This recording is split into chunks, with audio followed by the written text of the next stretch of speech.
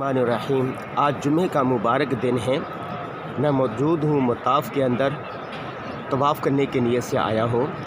ابھی یہاں کا ٹائم 10 بجے ہے، لیکن پوری مسجد حرام بیت اللہ کے ارد گرد مطاف توحید کے پروانوں سے کھچا کھچ بھر چکا ہے۔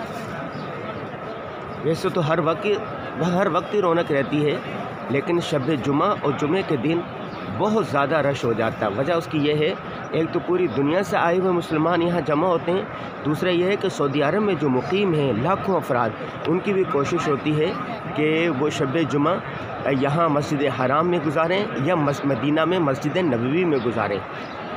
تو یہ رمضان کا چونکہ جمعہ ہے، دوسرا جمعہ ہے، اور پھر یہاں کے ہر آدمی کی خواہش ہوتی ہے کہ وہ عمرہ کرے۔ رمضان کا عمرہ حج کے برابر ہے، یہ حضور صلی اللہ علیہ وسلم کا فرمان ہے۔ تو اس لیے کل جمعرات تھی، شب جمعہ، اور آج یہ پورا مطاف توحید کے پروانوں سے کھچا کھچ بھرا ہوا ہے۔ بڑے ایمان افروز مناظر ہیں۔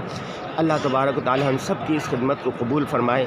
تمام مسلمانوں کو کم از کم ایک مرتبہ بیت اللہ میں آنے کی توفیق عطا فرمائے، اور ایک مرتبہ روزہ رسول پر حاضری کی توفیق دے۔ آمین یا رب العالمین، آمین یا رب العالمین۔ درس قرآن.com www.darsequran.com